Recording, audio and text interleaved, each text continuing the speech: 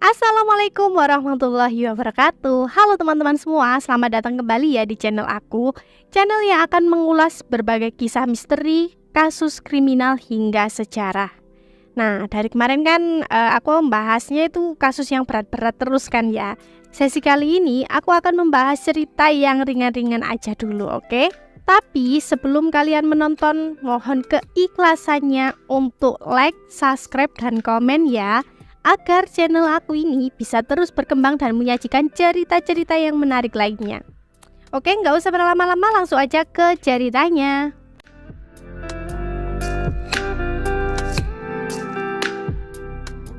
Berbagai suku di seluruh dunia tentunya memiliki tradisi yang unik dan beragam.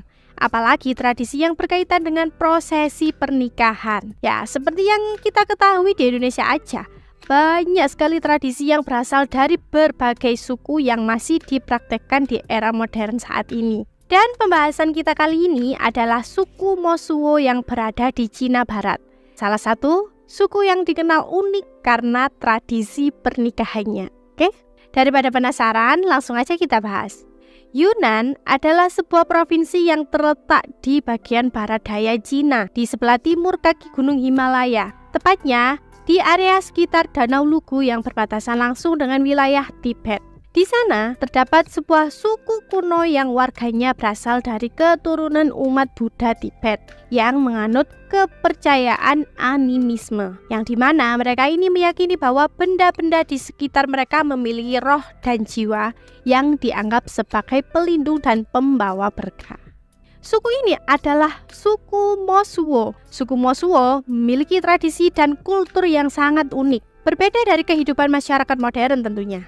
Kebudayaan yang ada di sini mungkin sangat bertolak belakang dengan pemahaman kita selama ini. Di suku Mosuo, konsep keluarga inti yang biasanya ada ayah, ibu, dan anak, di sini tidak ada, teman-teman.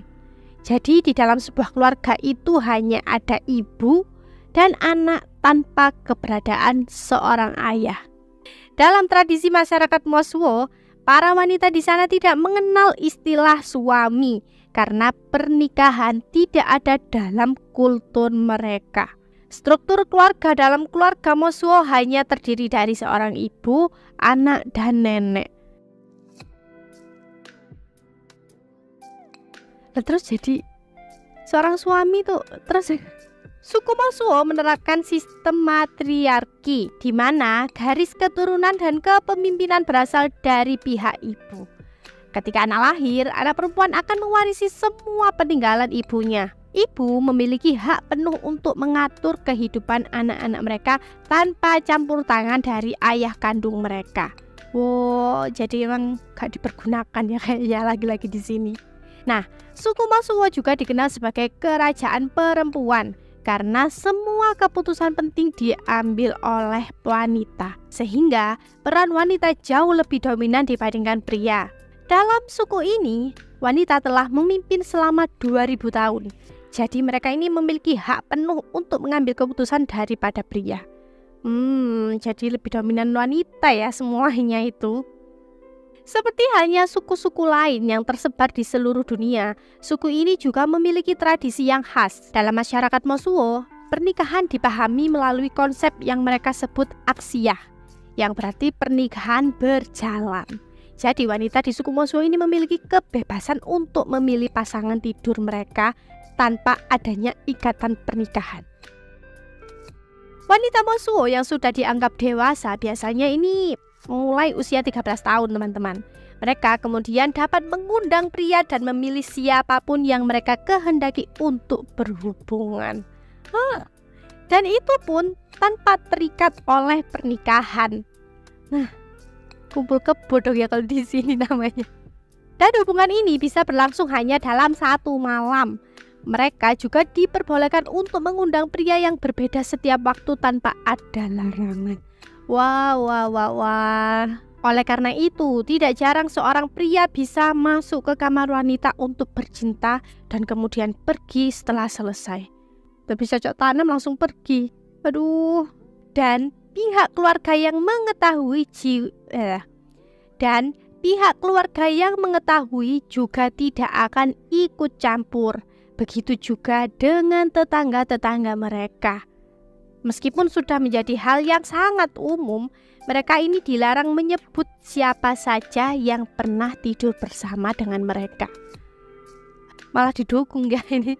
Kalau di Indonesia mah ada orang kayak gitu, tetangga udah pasti ngobrak ya kan, nggak mungkin dong. Tapi ya itu tadi ya teman-teman, beda suku, beda cara, beda cerita juga ya kan. Selain itu, ketika mereka tidur dengan seorang pria, dia juga diwajibkan untuk menaruh topi di pegangan pintu sebagai tanda bahwa tidak boleh ada pria lain yang masuk ke dalam kamar tersebut. Jadi istilahnya ini tanda udah di booking orang gitu ya, sebuah topi yang nyantel di pegangan pintu ya kan. Jika seorang wanita mengalami kehamilan akibat hubungan tersebut, dia akan merawat kehamilannya, melahirkan dan membesarkan anak tersebut tanpa ambil pusing siapa ayah dari anak itu. Ya karena memang begitulah adat yang berlaku di sana. Jadi wajar-wajar saja ya jika seorang anak tidak mengetahui siapa ayah kandungnya. Jadi gak ada istilah bapakmu siapa nak, keluargamu itu gimana nak, itu gak ada ya teman-teman di sana itu. Aduh, ngeri-ngeri sedep. Setiap hari mereka hanya bekerja, bermain di waktu senggang dan menikmati kehidupan. Karena tidak ada tradisi pernikahan, maka tidak ada konsep perceraian maupun status anak ini sah atau tidak gitu. Enjoy banget ya kehidupan suku Mosuo ini. Hal ini telah menjadi hal yang wajar bagi mereka, dan wanita tidak akan pernah mendapatkan stigma negatif dalam sistem perkawinan yang ini.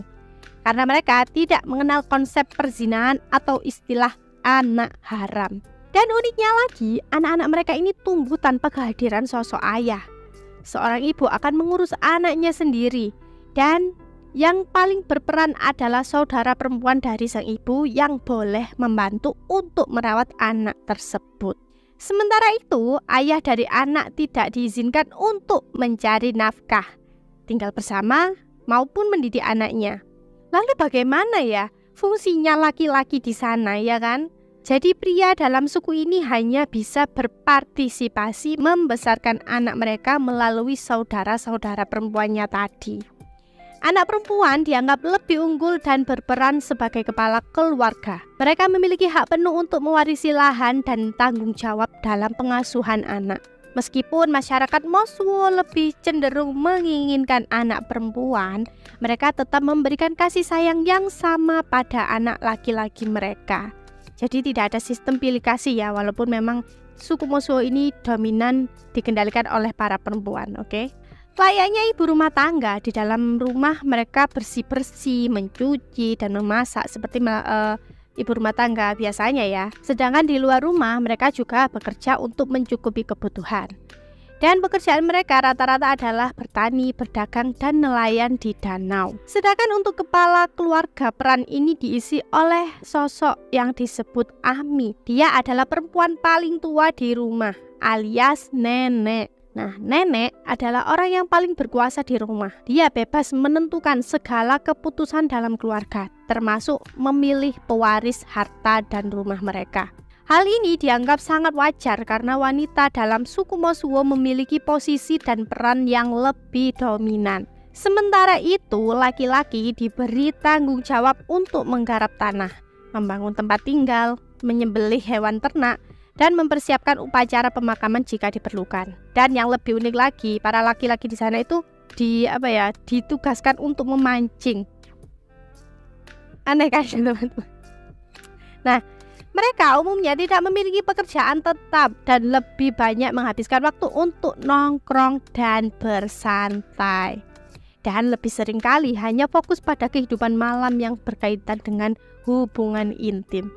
Jadi seenak itu ya, laki-laki di suku Mosuo udah nggak bingung cari nafkah, nggak bingung nanti makan apa, nggak bingung merawat anak, istri, ya kan semuanya dihandle sama wanita loh di sana. Uniknya lagi, konsep berganti-ganti pasangan bagi wanita Mosuo adalah sebagai sarana pelepas lelah dari pekerjaan berat sehari-hari. Ya gimana nggak berat, semuanya dihandle sendiri ya kan?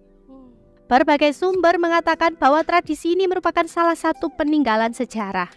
Dahulu kala sebenarnya mereka ini pernah menjalani kehidupan seperti keluarga pada umumnya ya. Namun di masa lalu bagi wanita yang ditinggalkan oleh suami mereka selama bertahun-tahun untuk berdagang di jalur sutra antara Cina dan India. Akibat kesepian itulah mereka akhirnya memilih untuk hidup dan menikah tanpa ikatan. Mereka pun mengambil keputusan untuk melakukan segala hal tanpa melibatkan seorang laki-laki. Ternyata begitu ya teman-teman. Berawal dari kesepian, akhirnya mereka memutuskan untuk aku menjadi wanita independen.